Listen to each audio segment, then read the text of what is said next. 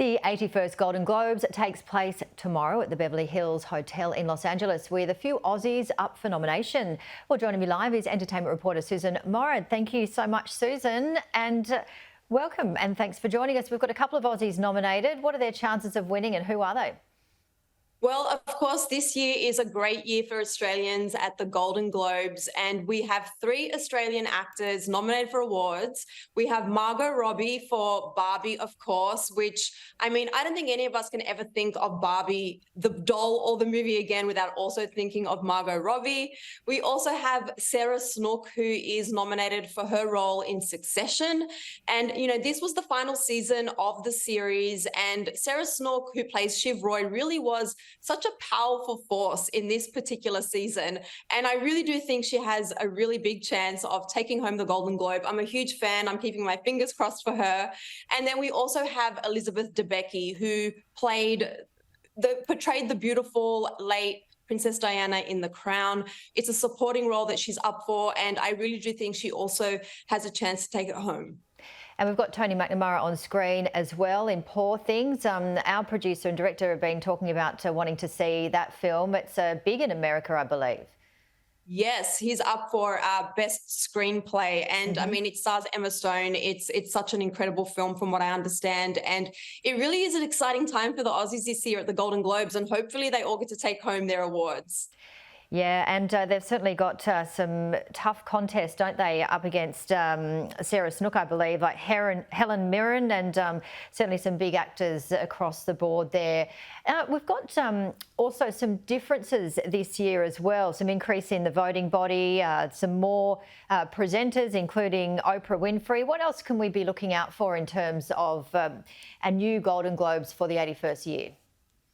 Well, I believe that this year in particular, like you mentioned, there's been a lot of changes, good changes, a lot of changes in the voting body. We've got a new broadcaster. I think people are really excited to see it with a refreshed new take on the actual Golden Globes. And I think we're going to be seeing just a lot more diversity, inclusion, variances, like you mentioned, and I think it's just a really great award show to kick off award season with like a fresh new start. And also there's going to be 2 new categories, Best Stand-Up Comedian on Television and an award for the Box Office Achievement. Do you think Taylor Swift could get her first Golden Globe here? Listen, as a self-proclaimed Swiftie, I could be a little bit biased, but at the same time, Taylor Swift is having her best era yet. She is absolutely on a winning streak. I don't see it slowing down anytime soon. And the Eras Tour itself, I mean, I've lost track the number of records the tour has broken itself. And as for the Eras Tour film, it is the highest grossing film of all time and has grossed over $250 million globally. So I do really think Taylor Swift is going to get to take home her very first Golden Globe this year, which I think is going to be a great win, especially for Swifties. You get to interview a lot of A-listers. You spend most of your time in LA. I know you're here just visiting in Sydney once again, but you've been to these shows, you've met them. What is it about Taylor Swift, in your opinion, that's a real standout? Oh, where do I begin? Taylor really is such a gracious artist, and I think with her fans, she really does always put them first. And she is an incredible singer, songwriter, entrepreneur. Like, there is really nothing Taylor Swift can't do. And, you know, of course, she's also done some acting.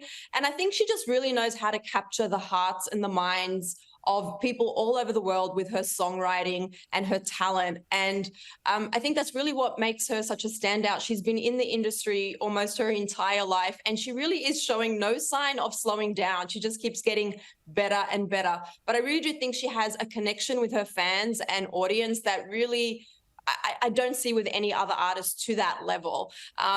Getting to actually attend her world premiere in Los Angeles for the Eras Tour film, I was like up close and personal with Taylor Swift, the Taylor Swift. And she really just gives so much time and energy to every single person. And I think that's one of the things that makes her a real standout. Incredible success, and as you said, yes, she's going to just go in leaps and bounds. Unfortunately, the sad part of the Golden Globes, the tributes they will be paying to so many people in the industry, including some big stars, Matthew Perry, of course, from Friends, and quite a few more. Yeah, that's right. Of course, Matthew Perry was a huge loss in the entertainment industry in 2023, felt by people all over the world who played his beloved character Chandler Bing. So we will hopefully expect to see him included in a in memoriam if the Golden Globes do a formal in memoriam segment, because they don't always do it every single year. Also, Suzanne Summers, Raquel Welch, Jerry Springer, Alan Arkin are just among the few of many, many celebrities we lost in 2023. Yeah, well, it's certainly going to be a sad time, but also a big time as well for many of the hardworking people in the entertainment industry after a tough 2023. But thank you, Susan, for joining us. Great to see you as always, and we'll touch base with you again soon.